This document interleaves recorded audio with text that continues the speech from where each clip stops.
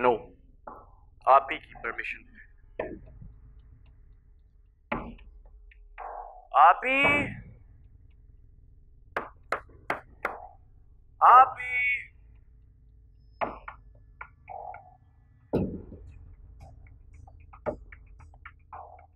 तो मेरी आप ही आ गई।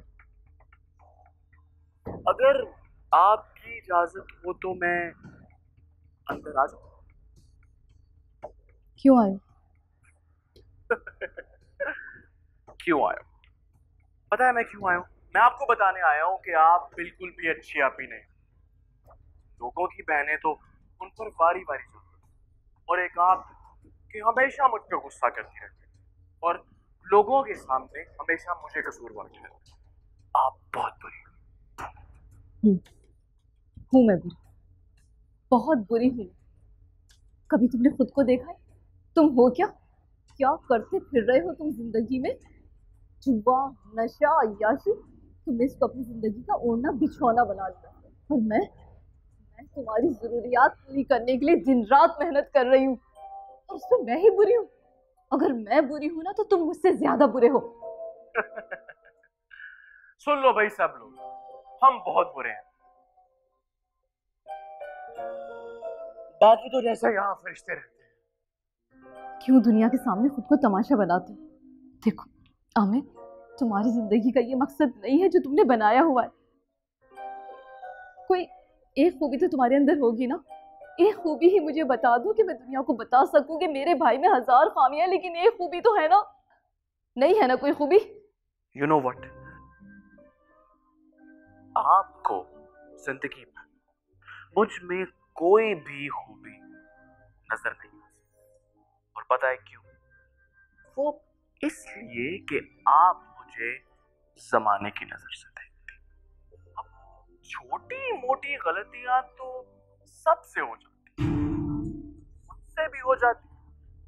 और वो वो सियाने कहते हैं ना कि इंसान तो होता ही खता का पुतला है। तो अब अगर मैं गलती नहीं करूंगा तो जमाने को कैसे पता चलेगा कि मैं इंसान हूं? वैसे आप ही आपसे मैं बात में, पहले कुछ खाने को दे दीजिए, बहुत भूख लगी, बहुत भूख लगी।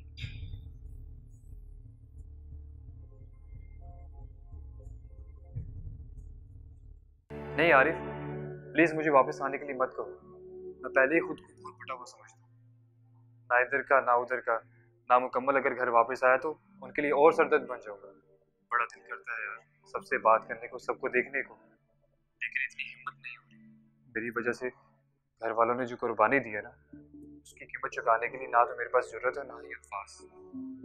लेकिन मैं वापस जरूर आऊंगा, ये मेरा दिल कहता है। अच्छा, तो ये बता कि दिल और तो कुछ नहीं कहता? हाँ कहता तो है, लेकिन उसकी अभी कोई सुनता नहीं है। लगा रहा बेटा, लगा रहा। कोई ना कोई तो सुन ही लेगा। नहीं यार, उसी को सुनना चाहिए जिसको मैं सुनाना चाहता हूँ। वैसे है कौन? वेट कर, अभी बताऊंगा मैं तुझे एक दिन इंशाल्लाह। चल बाद में बात करते हैं, खुदा हाफिज।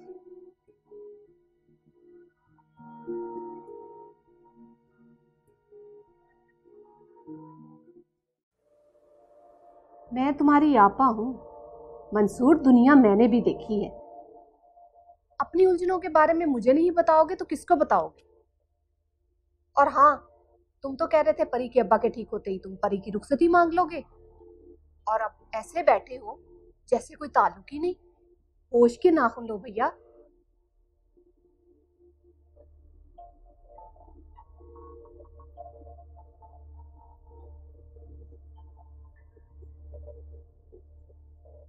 मुझे शुबा है परिजात की जिंदगी में मेरे अलावा कोई और भी। अरे किस तरह की बात कर रहे हो? वो तो बहुत शरीफ लड़की है, उनकी नेकनामी के चर्चे तो पूरे मोहल्ले में है। जरूर तुम्हें कोई गलत फहमी हुई होगी। खुदा करे ऐसे ही हो। और जकिया बता रही थी कि तुम्हारी दुल्हन ने कोई सिलाई कढ़ाई का काम घर में शुरू कर लिया है।